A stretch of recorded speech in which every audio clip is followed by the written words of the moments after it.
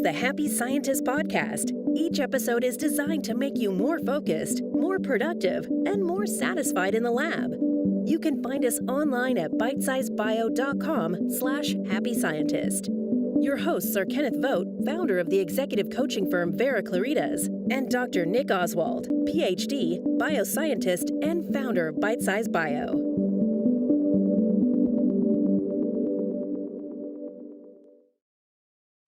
Hello and welcome to the Happy Scientist podcast from Bitesize Bio. If you want to become a happier, healthier and more productive scientist, you're in the right place. I'm Nick Oswald, the founder of bitesizebio.com, where we provide bioscience researchers with help for improving their technical skills, their soft skills and their well-being. And in this podcast, we'll be focusing on the latter of those three areas. With me, the driving force of this podcast, is Kenneth Vogt. I've worked with Kenneth for over 7 years now, with him as my business mentor and colleague, and I knew that his experience would help a lot of researchers, so we started this podcast. In these sessions, we'll hear mostly from Ken on principles that will help shape you for a happier and more successful career. Along the way, I'll pitch in with points from my personal experience as a scientist and from working with Ken. So let's bring in the man himself. How are you doing today, Ken? I'm doing great, Nick. It's great to be here. Well, today we're going to start a new 3-part series. This one is entitled Recognizing the Core Mindsets That Control Your World. And again, we're going to talk about 6 things. 6 is a number you're going to find I like a lot because anybody can remember 6 things as long as we give you enough framework to understand them. And so we're going to talk about 6 core mindsets that exist in the world. That is, exist in the world that you're typically interacting with. The people that you work with, and whether they be your fellows in the lab, or they be your bosses, or they be customers or clients or end users of whatever you've developed, or the suppliers that you deal with. Everybody that you're interacting with is going to have a basic way of looking at the world. So these core mindsets, they are the irreducible components that make up each one of us. And they are each individual's go-to way of looking at things and approaching life. And when you go deep enough, you'll find that there's one process of these 6 that we're talking about that will continually show up in your attitudes, your perspective, and your underlying intention. And the same thing is true of everyone else you interact with. You'll start to recognize the mindset that is being used by your boss, or by this supplier, or by this colleague, or your spouse, or your children, or whatever. You'll start to see them as patterns. And the beauty of the patterns is that once you recognize the pattern, there's a bunch of things about it that are typical, and so you'll immediately know something about that person that even if there's somebody you just met, you can make a quick assessment and realize, okay, well, they probably have this kind of underlying thinking. And it can really help your interaction with them. It can help you. It'll help you to understand them. It'll help you to get them to help you do what you need to do. And if you understand your own mindset, it'll help you realize this is what I need to be satisfied. This is what I need to be functional and to get things done. And it'll also help you realize what I have to do to interact with others, because these mindsets, they kind of stack on each other. So just to chime in with how I understand these, so Ken, is that this is a concept that you've put together, I believe. Is that correct? Well, I'll go into the history of how I got to it. Yeah. But if you have okay, you're going to the history. Okay, that's fine. My understanding is that whether you came up with this yourself or it was derived from something else, this is a kind of observational grouping of people into everyone can be grouped into one of 6 categories. Not exclusively. It's not like it's not that everyone's the same, but varying degrees, I think. But the main idea is that it's like what we talked about, the 6 human needs in the last few sessions. It's one way of looking at the world. It's one way of looking at people. It's not claiming to be a panacea, but actually I have found that since Ken showed me this concept, I find it remarkably accurate and or remarkably, it's remarkable how people map to one of these 6 areas in general, and how helpful it is to understand where people are having conflicts or where people are not seeing things in the way that you do, and so on. And again, that helps great with conflict resolution, helping to meet people's core needs, and so on. Exactly. And, as Nick is saying, this is not meant to be perfect, but it works 98% of the time. 98% of the time, you're going to know exactly what you're dealing with, and it really, really helps to clarify matters. It works and all of the time, 98% of the time. So I quite like that. Yeah, it takes the guesswork out of it, and it takes the uncertainty out of it, and that can really be helpful. Now, there is a history to this, and yes, I did develop these 6 core mindsets. However, I stand on the shoulders of giants, and the people that went before me are kind of interesting, so I think it's worth talking about. Now, these are also scientists, but they're in a different kind of science.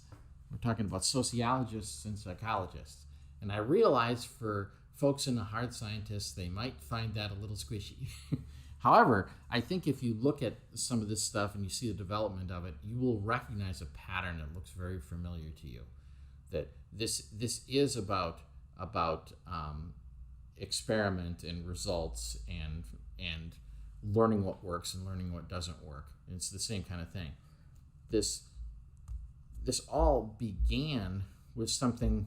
It was a concept called spiral dynamics that was developed by a professor of psychology that his name was Claire Graves. And this was really more of a sociological outlook on the world.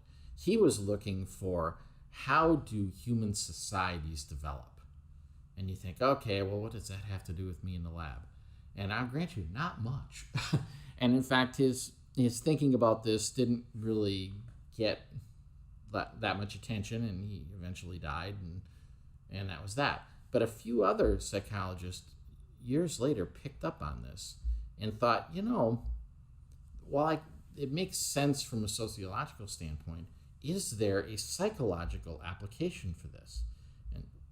And they found that there was. So these 2 scientists were Christopher Cohen and Don Beck. And they took Claire Graves' work and said, let's try and apply this to individuals. And they went down a long rabbit hole, and it's complicated and messy. And I looked at all that, and I thought this is really fascinating, but what can we do to make this applicable to just average people in their normal working lives? Because again, my practice was consulting for people in business. And so I developed this, again, a system that had to have 6 components, because 6 was a number I knew that people could remember and that they could take forward day by day. And so I thought, how much of this can I map on? And I found it wasn't as difficult as I thought, because I first looked at it and they had so many levels. They had like 13 levels of things.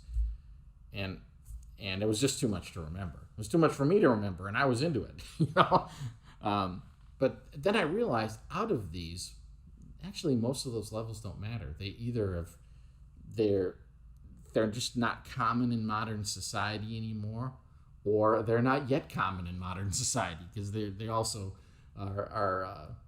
they were considering about how will mankind continue to grow.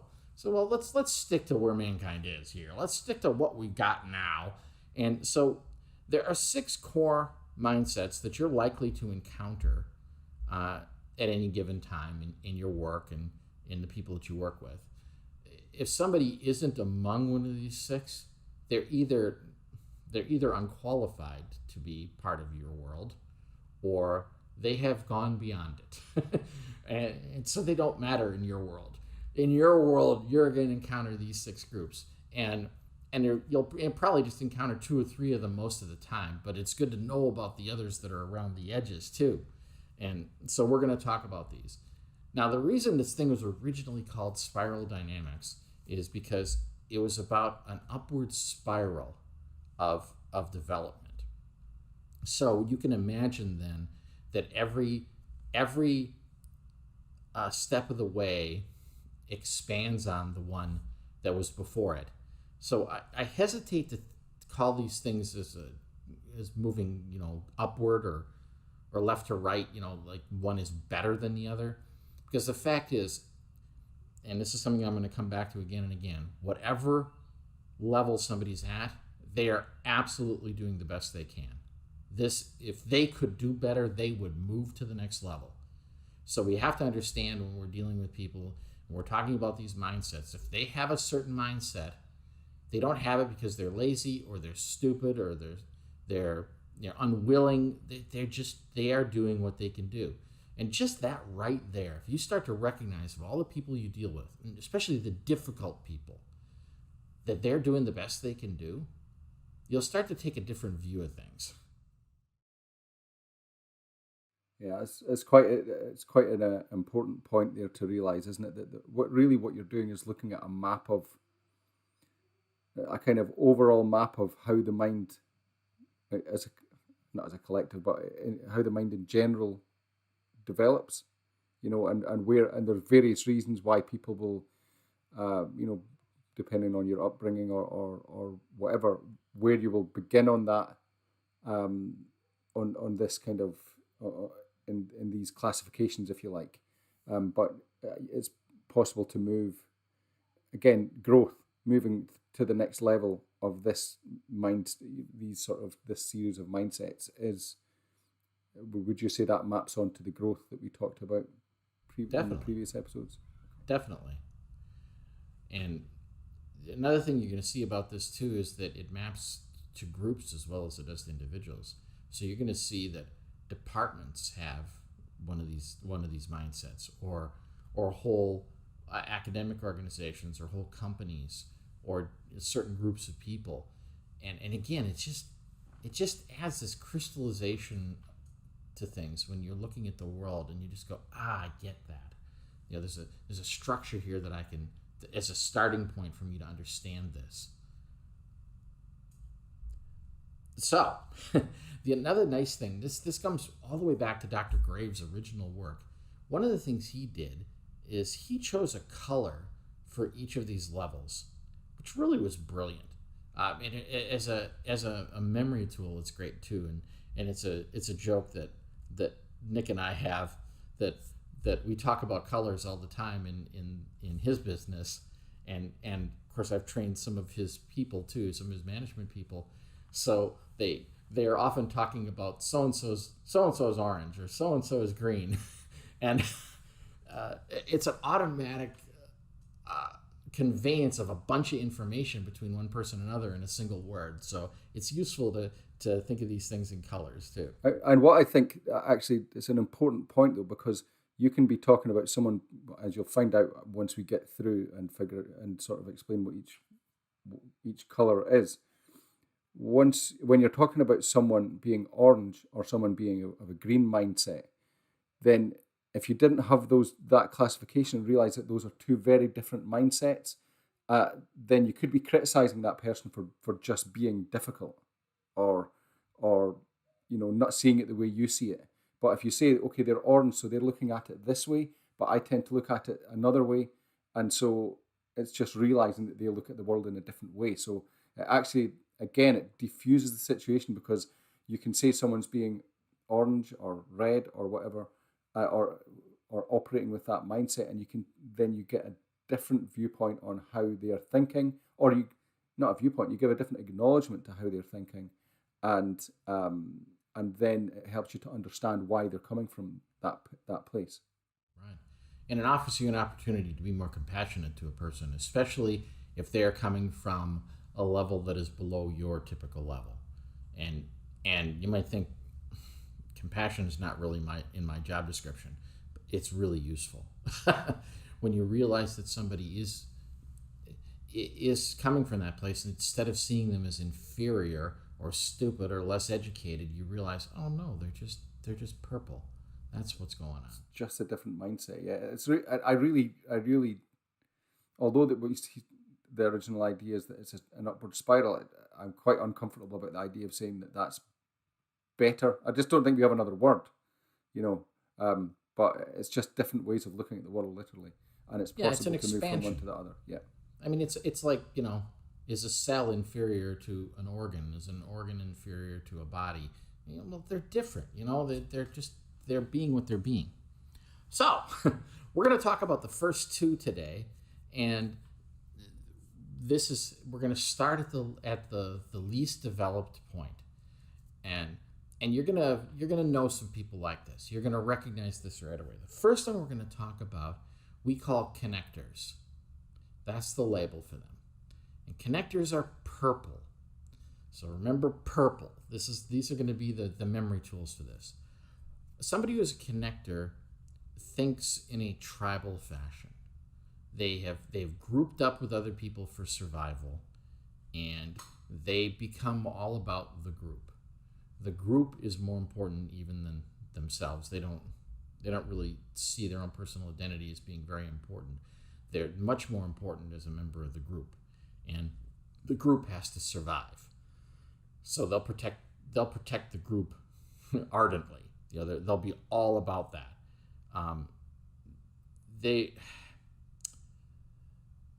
They're going to care about their little world. So you can imagine, just to use an example, that maybe somebody in accounts payable, you're looking at them and going, man, they're so difficult to deal with. Every time I need to get something paid for, they make me jump through all these hoops. And all they care about is their rules. What goes on their side. They don't care that it's hard for me in the lab. They only care about it's good for them in accounting. Well, that's somebody that's being purple. And they're going to circle the wagons real hard around their own little world. In an external life, you might think of, street gangs are purple. They're all about just the survival on the street, and they've grouped up for protection. And they're certainly willing to sacrifice individuals for that protection, and individuals even recognize that they are utterly expendable. That's part of the purple mindset. And you can imagine the kind of fear that people live in when they realize that they are expendable all the time. But we see the same thing happen in academia. We see the same thing happen in the corporate world too. It's not just happening on the street. There are people that are running scared all the time, and that's part of the purple mentality. So another way that I think of, to get, or another sort of grouping to look at is, what about countries? So for example, a purple country would be North Korea, maybe? Yeah, North Korea is definitely a purple country. So it's about the collective. Individuals are expendable, and the collective is more, and it's all about survival. Exactly. And that can have the literal meaning of survival, but it can also be a little more developed than that. But it's the same attitude. Corporate survival. Yeah. Yeah, corporate survival. I'm going to keep my job. Really matters. Yeah. And folks like this, you just got to provide them with a lot of comfort, and you definitely got to listen to when they tell you, and they will tell you what matters to them and what they have to protect and what has to stay safe for them. Make sure you protect it. So, a simple thing with this is, if you're dealing with somebody like that, and like say payables is one example, but it could be procurement or other areas. Once you realize that somebody's coming from that place, well, make sure you do what they need. If they've told you they got to have that A/337 form filled out, fill it out. Make sure it's filled out right. Do everything that they're asking for, and they will just click to, because now you're an honorary member of the tribe because you follow the tribe credo, and then they won't mess with you. It's quite interesting how that maps to the human needs we've been talking about. Is that, and what this is all about? It sounds like to me is about certainty. And then if you are not, don't look at the world in that way, you could easily go, I'm not going to fill that form in. I don't see the value. Then you are violating their need for certainty. And the other choice you can make then is to understand that they need that, and to to provide them with the loving connection, or provide them with that they need, by doing what they need, and that creates the virtuous circle. Sure. And if you're going to see some connection back and forth between this and human needs, and you'll find that these sort of these initial mindsets we talk about are going to care far more about the lowest human needs. So certainty is going to really matter to them. It's going to matter, and connection will matter to a certain degree, but probably not with you, because you're probably not going to be part of their tribe. You're just going to be you're acceptable. You're not harmful to our tribe. Certainty may be the only way you can really connect with them, and so that's what you do. And even significance won't matter that much to them, because they don't feel significant. They don't care about significance as much. I mean, everybody has it, but they care about being significant in their tribe. But outside of the tribe, nobody matters. And so, how does this map onto something like? So, say you are orange, which we'll get to later. Can you be? Are you not likely to form a friendship with a purple person, or is it kind of that'll be the sort of person you don't feel a connection with? Yeah. Well, I will definitely expand upon that on the third episode of this series. But you're going to find the people that you gravitate toward are either in your same mindset or an adjacent mindset. And to span multiple mindsets takes a great deal of effort and a certain kind of exceptional way of thinking. So you're not going to find these purple people reaching out much to you. And the reason I'm saying that, because if you're listening to this podcast, you're probably not purple. You're probably somewhere at one of the levels beyond this, and you'll see this as this is unfolding. And so it's good to know about those people, because they are certainly in our world. And it's good to know about that compatibility thing, I think, because I don't know about you, but you go through life thinking, why can't I connect with those people? Is it something wrong with me, or is it something wrong with them? So you can be either not compassionate to yourself or not compassionate to them. But if this helps to realize that actually we just don't look at things in the same way, but we can try and you can try and make life easier for that person, when your paths do cross. Yeah, exactly. And you can also realize why, like, hey, there's no point in my working over the top on making this be the chummiest relationship ever, because it's probably just not going to happen. So you don't need to worry about it. There's nothing wrong. Yep. So now imagine the other thing that's going to happen here in these core mindsets. It's going to be something similar to what we found with human needs. There was an inward focus and an outward focus. Well, as these things spiral upward, the inward and outward focus keep changing back and forth. So purple actually had an outward focus because it's focused on the tribe, on the group. Well, what happens when somebody who's purple decides to take it up a notch and look inward? Well, then they become what we call an independent. And an independent we call red. Well, a red person, imagine coming out of that kind of tribal environment and finally going, you know what? I matter. I personally matter. So a red person starts turning their focus into themselves. And you think about red is great. Red is a loud color. And independents, they like to be seen. And they like everything to be all about them. And you probably know a lot of people like this. They show up everywhere. And it's funny that on one side, as we talk about red, you're going to hear a lot of things that sound undesirable. They're selfish. They only care about their own needs. They they want all the attention. They suck all the oxygen out of the room. And you think, oh, that sounds awful. But some red people are pretty fun. And as long as you're on the same page as them, then everything's awesome. And I think about like some musicians I know that are very red.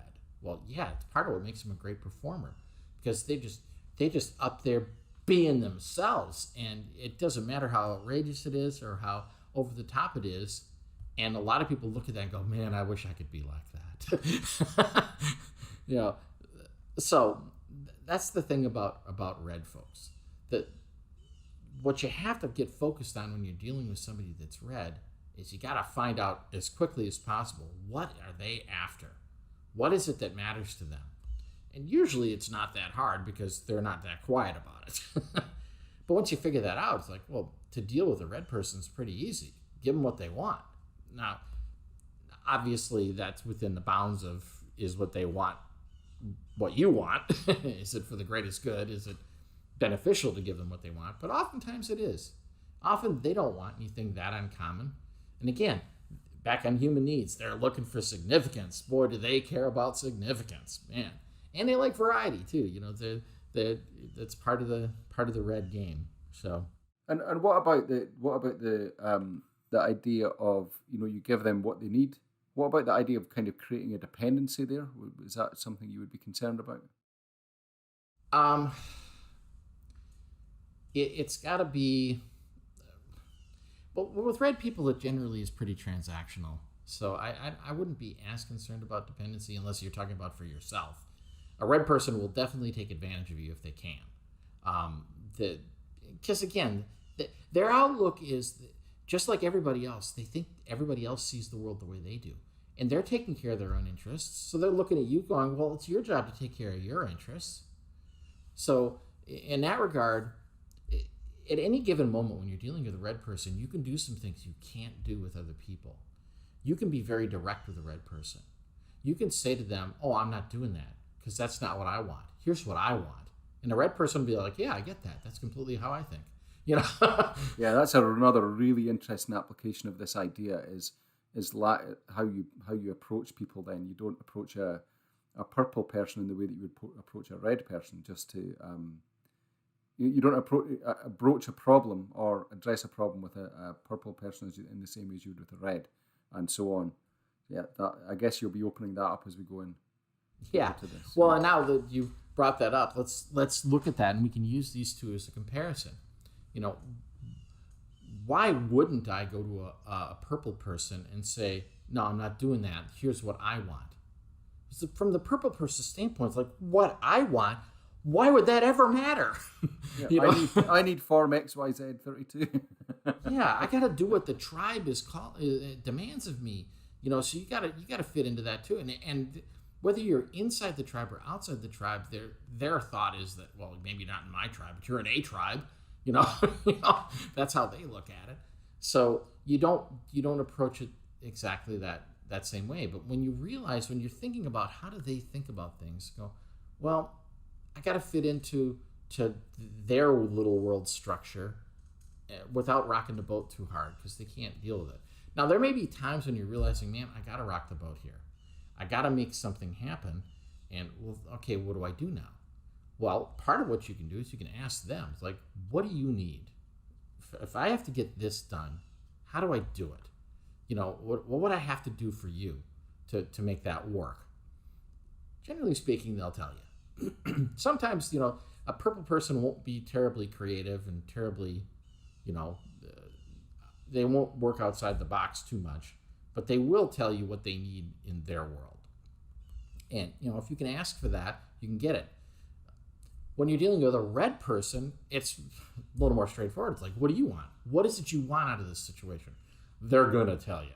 They're probably telling you already. It behooves you to listen to a red person. When a red person talks, they're gonna tell you everything you need to know. They won't keep any secrets. You know, I mean, not saying that they don't tell secrets, but I'm saying they will be transparent to you if you just bother to listen. The other thing too is then you can look at this and say, you approach a red person with like, okay, here's what I need to do, and this is why it's good for you. You know, that this is why it's good for you is not a message that a purple person will care about. A red person, it's everything. You tell a red person, this is why it's good for your group, and they go, what group? You know? Yeah, I don't care about my department. I don't care about, you know, my university or my company. I care about PhD me. Students. Yeah. Lots of alarm bells ringing for people at the moment. Yeah. And again, think about how this has worked here, just stacking these two together. A purple person, if they grow, If they grow, they will become red. That's an advance. That's a step forward. And a purple person wouldn't stay purple if it was within their grasp to be red. If anybody could be red at that level, they would leave purple in a heartbeat. It's the natural progression of things. So whenever you see somebody there and you're going, man, why are they being like this? Well, they're being like that because it's all they've got. They're doing the best they can. And, I will absolutely give it to you that dealing with purple people is frustrating. Fortunately, they don't usually rise too high in anything. You're not going to encounter too many purple people in your normal day-to-day work, in your career. Mostly those people will just be on the fringes. You're probably going to encounter a number of red people, though. They won't rise very far, though, but they're going to be around. And sometimes the red people are brilliant. And that's why they continue being red, because they can. They can be red and be obnoxiously selfish, but because they're bringing something special to the table, they're very talented, or they're very, deep into their area of expertise, and they can get away with it. So they don't bother to grow beyond it because they don't have a need to grow beyond it. It's working for them. So you look at it from those standpoints. Now, again, some of you listening, very few, I doubt there are many people listening that are going to have heard purple and thought that's me. They are going to hear purple and go, oh, that's grandma. Or that's, this person or that person. They're going to recognize purple in the world, though. Red, some of you are listening to red going, yeah, that's me. And a red person will be unapologetic about it. Like, yeah, I'm about me. And you should be about you, too. I mean, who's going to take care of you but you? That is the red philosophy, and it is a functional philosophy in the world too. So I'm not telling anybody you should be any different than you are. Be what you are. Some of you are going to realize that I actually could be moving on this scale, because most people, once they hit their adult life, they will settle into one of these mindsets and they will stay there for the rest of their lives. It's unusual for people to move mindsets. But if somebody does move mindsets, they might move several mindsets. So, again, as you hear more about these and see the whole picture, that'll become clear. But just to give you a little teaser for what's coming next. And I'll let you ponder, like, what would be next after red? If I'm red and I'm looking internally and I turn externally, what is it going to turn into? So I'll leave that as a teaser for the next section. That's good stuff. So these are the first two mindsets that we're going to cover.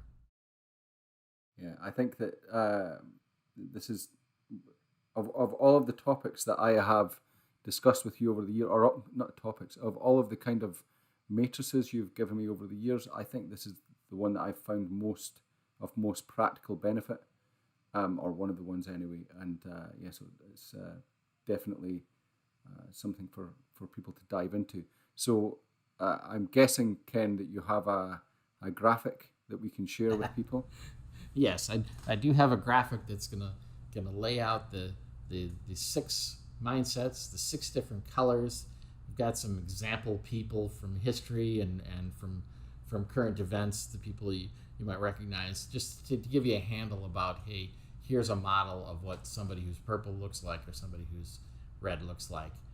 And then you can take that model and map it to your world and say, hey, who's like this? And it'll help you see that. Okay, and so we'll put that graphic on the show notes for this podcast. Again, you can find that at bitesizebio.com/podcasts. Going to the Happy Scientist podcast, and this is episode 4, and the graphic will be on that page for download. And we'll also, of course, be looking at core mindsets in the Happy Scientist Club Facebook group. You can go there, facebook.com/the Happy Scientist Club, and just ask to join, and we will see you in there.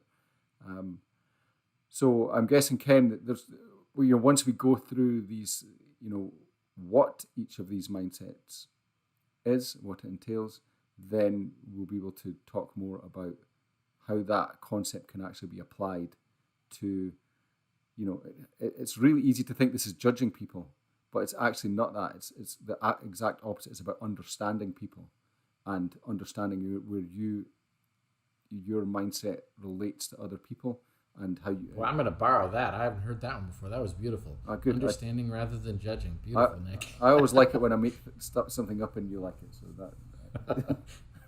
So yeah, but it really is so easy to think about this being judgmental, but it's not.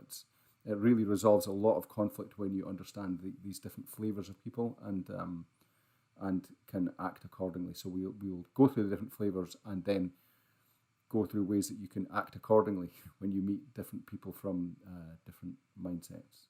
Sure, and I hope we don't have to sell anybody on resolving conflict.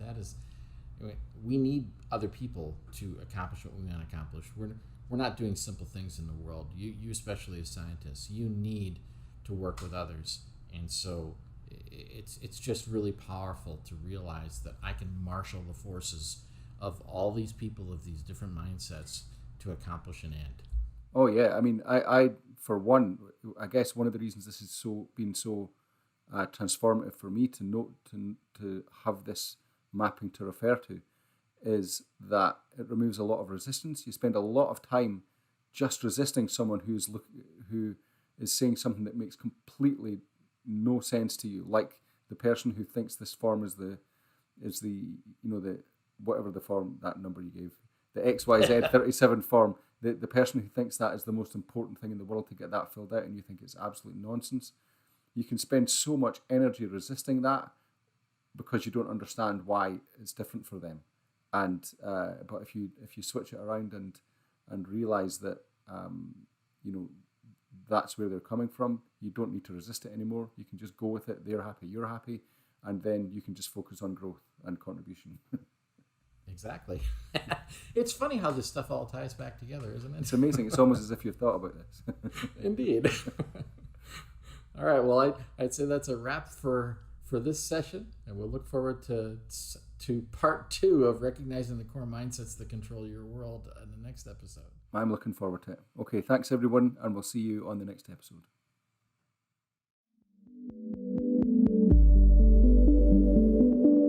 The Happy Scientist is brought to you by Bitesize Bio, your mentor in the lab.